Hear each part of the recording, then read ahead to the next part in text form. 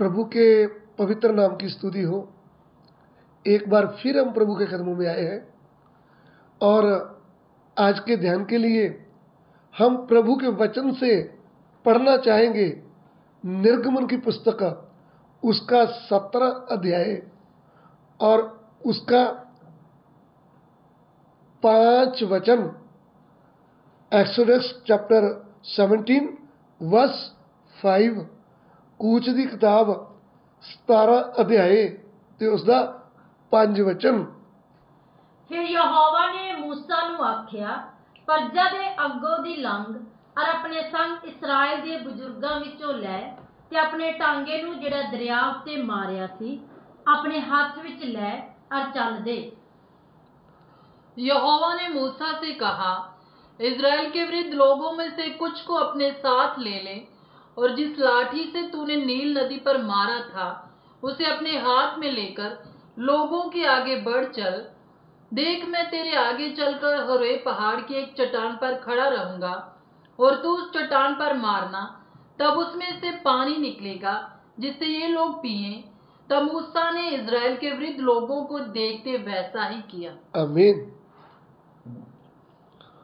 मैंने आपको जो पहले एक दिन वीडियो डाला था उसमें मैंने आपको बोला था कि मूसा की लाठी का पहला आश्चर्य काम जो मूसा ने लाल समुद्र में लाठी लगाया लाल समुद्र में, तो कैसे समुद्र के बीच में से रास्ता बना दिया। लेकिन अभी मूसा की लाठी का दूसरा काम, आश्चर्य काम, वह क्या था? जब हम निर्गमन की पुस्तक 17 अध्याय का 1-2 पढ़ते हैं तो उधर में हमें पता चलता है, थोड़ा पढ़ना चाहूंगा हिंदी में। फिर इज़राइलियों की सारी मंडली सीन नामक जंगल से निकली। इस्राएलियों की सारी मंडली सीन नाम जंगल से निकली और यहोवा की आज्ञा अनुसार कूच करके रपीदीम में अपने डेरे खड़े किए। यहोवा की आज्ञा के अनुसार वहां से कूच करके रपीदीम में डेरे डाले। फिर क्या हो गया? और वहां लोगों को पीने का पानी ना मिला। देखिए, उधर में उनको पीने का पानी ना मिला, तब उनके बच्चों को प्यास लगी हुई थी और उनके बुजुर्गों को, बहनों भाइयों को, सबको बहुत बड़ी प्यास लगी हुई थी क्योंकि वहां पीने के लिए पानी नहीं है। तब वे मूसा से वाद विवाद करने लगे। ध्यान दीजिए, परमेश्वर तो आत्मा है, दिखता नहीं है, लेकिन मूसा तो शरीर में था। वह उनके सामने खड़ा था और उनको दिखता था। वह मूसा से वाद विवाद करने लगे। मेरे प्रिय भाइयों बहनों, जब हम प्रभु की सेवा कर रहे हैं, कभी कभी कलीसिया में समस्या आ जाता है तो कलीसिया परमेश्वर को कुछ नहीं बोलती, प्रभु के दास के साथ झगड़ा करती है, उनके साथ वाद विवाद करती है। ऐसा ही इस्राएली लोग मूसा के साथ कर रहे थे, लेकिन मूसा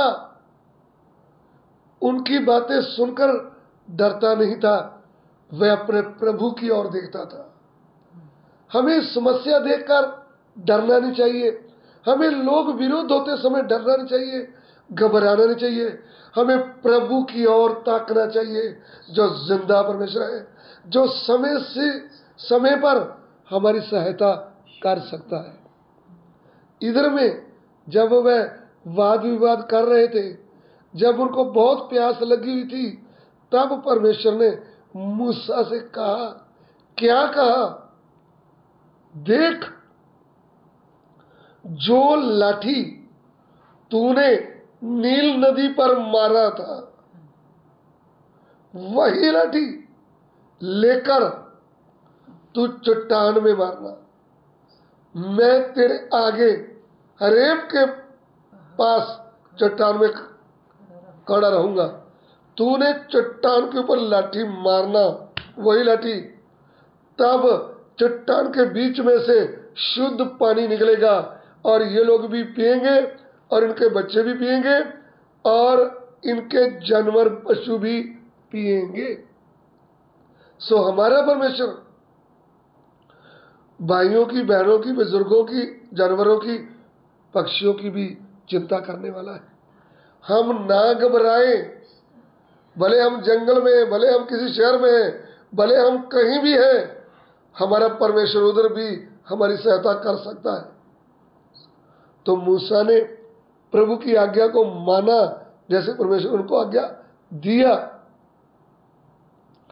तब मूसा ने लाठी मारा चट्टान के ऊपर, चट्टान में से सोता फूट निकला और शुद्ध पानी बहने लगा और वह पानी नीचे जब बहा तो नाले जैसे बनकर इस्राएलियों ने अच्छी तरह पिया और उनके पशुओं ने भी पिया, उनके बच्चों ने भी पिया। ऐसे सोते फूट निकले। प्रभु के नाम की स्तुति हो। सो प्रभु के नाम की तारीफ हो। चट्टान से पानी निकला और इस्राएलियों की प्यास मिट गई। अभी जब हम पहला कुरिन्थियों 10वां अध्याय पढ़ते हैं, उसमें पहला कुरिन्थियों 10 का 4 और 5 वचन पढ़िएगा हिंदी में। पहला कुरिन्थियों 10 का 4 और 5। और सबने एक ही आत्मिक जल पिया, क्योंकि वे उस आत्मिक चट्टान से पीते थे जो उनके साथ साथ चलती थी, और वह चट्टान मसीह था। देखिए, इधर में एक बड़ी भेद की बात पौलुस बोलता है। बोलता उन सब ने एक आत्मिक जल पिया और भोजन खाया और चट्टान से पानी पिया, जो चट्टान उनके साथ साथ चलती थी, और वह चट्टान था मसीह यीशु। सो मेरे प्रिय भाइयों बहनों, प्रभु यीशु मसीह इस्राएल के साथ साथ चल रहा था और वो आत्मिक चट्टान जिससे उन्होंने पानी पिया तो वो कभी बीमार ना पड़े, उनके पांव ना सूजे, उनके वस्त्र ना फटे, क्योंकि प्रभु उनके साथ साथ चल रहा था। उनको तंदुरुस्ती मिला। जब हम प्रभु के साथ साथ चलेंगे, जब हम प्रभु के ऊपर भरोसा करेंगे, आज भी हम तंदुरुस्त होकर चलेंगे, बीमारियों से बचे रहेंगे। हमारे भोजन के ऊपर, पानी के ऊपर प्रभु आशीष देगा, क्योंकि परमेश्वर कहता है कि मैं तुझे निर्भय करने वाला यहोवा हूं, मैं तुझे चंगा करने वाला यहोवा हूं। इसलिए वो चट्टान जो इस्राएली लोगों की शरीर की प्यास बुझाया, जो उधर से पानी निकाला, वह चट्टान प्रभु यीशु मसीह जब इस्राएली लोग वह त्योहार मना रहे थे, जो झोपड़ियों का पर्व था, इस्राएल के पर्वों में से झोपड़ियों का पर्व था जो इसराइल लोग मना रहे थे। उस समय वो याद कर रहे थे कि हमने कैसे उस जंगल बियाबान में जब हमें प्यास लगी थी, हमने पानी पिया तो हमारी प्यास बुझ गई और वह चट्टान से सोता निकला था। लेकिन उस समय वो नहीं जानते थे कि वो चट्टान प्रभु यीशु है।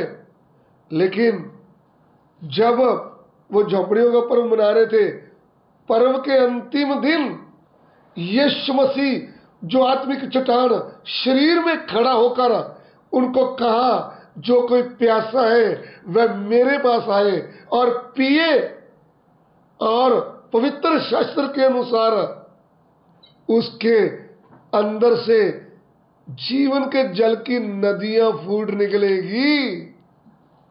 जैसे बियाबान जंगल में उस हरेब के पास एक चट्टान से नदी फूट निकली, ऐसा प्रभु यीशु कहते हैं जो मुझ पर विश्वास करता है उसके अंदर से जल की नदियां फूट निकलेगी। वह पवित्र आत्मा की बात कर रहे थे। मेरे प्रिय भाइयों बहनों, उस समय इस्राएलियों को चट्टान से पानी पिलाकर उनकी शरीर की प्यास बुझा दिया।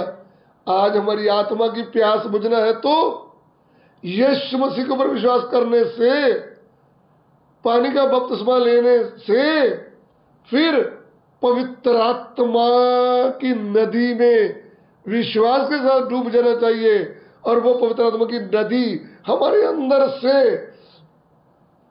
जीवन का जल बनकर निकलेगी, और जो हमारे साथ आकर पिएगा उसकी आत्मिक प्यास बुझ जाएगी, वो उद्धार पाएगा, वो आनंद जीवन पाएगा।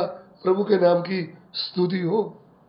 इसलिए मूसा की लाठी का दूसरा आश्चर्य काम, वो चट्टान को मारा और चट्टान से पानी निकला, जो इस्राएलियों की प्यास बुझा दिया। प्रभु के नाम की स्तुति हो। क्रूस के ऊपर यीशु मसीह जो चट्टान है उसको पिता परमेश्वर के क्रोध से मारा गया, और उसमें क्रूस में से जो चश्मा निकलता है उसके द्वारा हमारी आत्मिक प्यास बुझ जाती है, हमारा उद्धार हो जाता है। जिन्होंने क्रूस के ऊपर देखा, लाखों करोड़ों लोगों की आत्मिक प्यास बुझ गई और वह अनंत जीवन प्राप्त किया है। प्रभु आपको भी अनंत जीवन दे सकता है।